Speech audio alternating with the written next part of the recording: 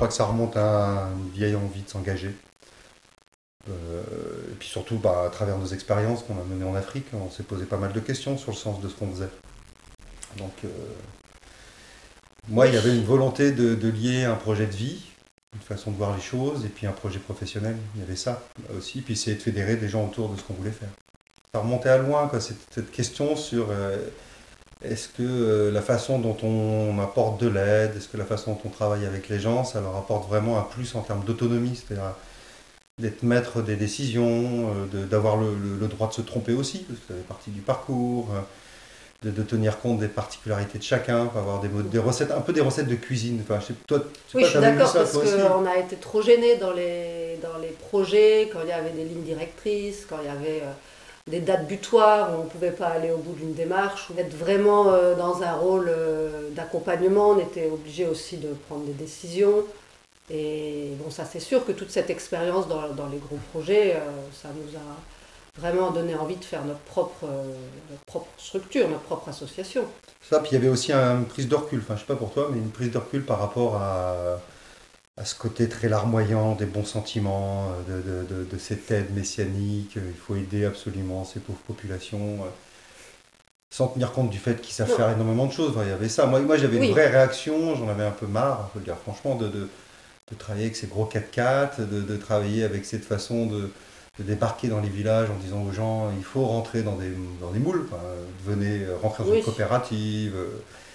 Il y avait aussi le regard ici quand on rentrait en France l'été en disant vous êtes courageux, vous faites. Alors que nous c'était notre vie, notre envie, on le faisait avec grand plaisir.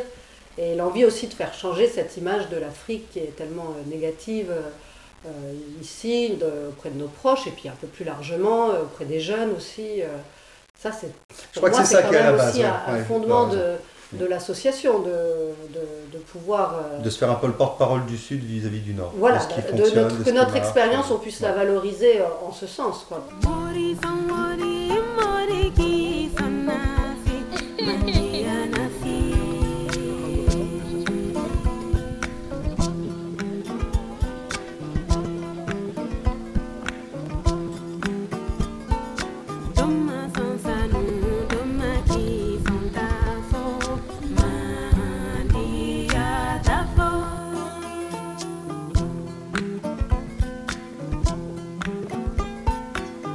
Le nom Avenir en héritage, on n'a pas mis longtemps à le trouver. On avait terre en héritage, et puis en fait on a eu la chance que ça ait déjà été pris. Et puis bingo, on a trouvé Avenir en héritage, et c'est sorti le logo en 5 minutes, on l'avait en tête. Alors après on a deux mains gauches, on ne sait pas faire, on a eu des gens qui nous ont aidés, mais alors on n'a même pas fait exprès de trouver développement durable, parce qu'Avenir en héritage c'est ce que ça représente derrière, mais c'était pas ça notre vision. On n'a pas envie d'être spécialiste du développement durable, même si on se retrouve. Non, au cœur, c'est l'autonomie qui est au cœur de la démarche. Voilà, c'est ça. Et c'est pour ça qu'on ne veut pas avoir de projet. Oui, on va avoir que des partenaires. Oui, on va avoir que des partenaires. Et c'est eux qui font, c'est eux qui décident. Avec le risque aussi pour les gens au nord, de ne pas comprendre cette démarche qui fait que par moment, tu ne vas pas bouger. Oui. Parce que le partenaire au nord, au sud, pardon, est en train de digérer ce qu'il est en train de faire. Soit parce qu'il est à une étape où il n'est pas prêt. C'est vrai qu'on a pas mal d'interrogations par rapport à ça. On n'est pas dans une relation très affective, même si évidemment affectif, il y en a beaucoup quand même. Oui, mais dans la relation de travail, on essaie de professionnaliser et puis d'aller un peu vers une école du partenariat, réapprendre à travailler ensemble, vivre ensemble en fait, vivre ensemble le projet. Et celui qui a l'argent et celui qui a l'idée, finalement deviennent deux partenaires sur un projet, sur une idée, mais il n'y a pas la relation donateur-bénéficiaire. Nous, on est là juste comme facilitateurs et c'est eux qui analysent ce qu'ils ont besoin pour aller plus loin, pour s'améliorer, pour se structurer. Nous, on est plus là en accompagnement, on est quasiment des coachs, je ne sais pas si on peut employer ce mot-là. Mais... Non, parce qu'on est ensemble. On fait ensemble, parce que ces partenaires, ils font partie de l'association française, Avenir en héritage. Oui. Donc c'est aussi participer aux prises de décision du Nord. Oui. D'ailleurs, à la limite, on ne devrait même plus parler de nord-sud. Ça compte parce qu'il y a des particularités. Heureusement, le monde n'est pas pareil. Mais on construit ensemble. Donc voilà, c'est toute cette démarche sur laquelle on travaille aujourd'hui et pour lesquelles on aurait besoin du soutien de ceux qui sont intéressés par cette démarche. Ah oui, qui veulent y compris vivre avec regard critique, parce que c'est vivre avec nous ces partenariats et participer. Co-construire. C'est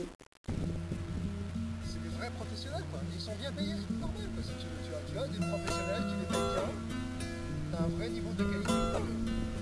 Ici, souvent, quand tu vas, par exemple, nous, quand on était à la...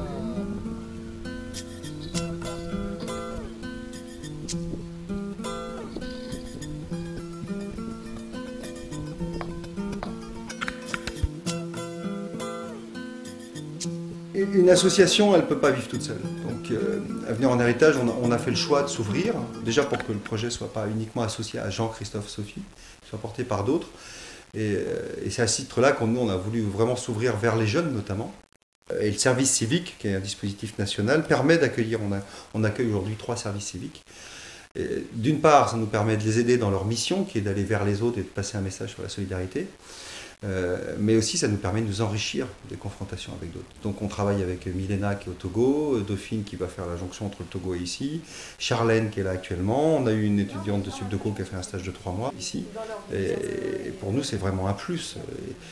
Sans eux on ne serait rien, c'est comme sur nos partenaires au sud, mais on a besoin de cette richesse des jeunes, et aussi des moins jeunes, parce qu'il faudrait qu'on aille voir plus tard. Dans notre vivre ensemble, il y a aussi ce côté intergénération qui est très important.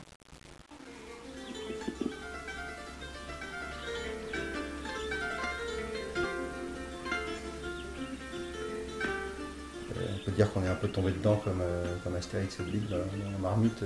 Non, mais on ne peut pas nier que c'est pas uniquement professionnel.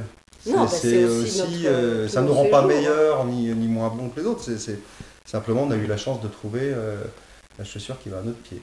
Ouais. Et on se fait plaisir en faisant ça. Et je crois que c'est cette dimension-là qui est importante aussi ici. Il faut pas avoir honte de ce petit côté un peu égoïste qui fait que de toute façon on fait bien que ce qu'on aime bien. Oui, ça c'est vrai.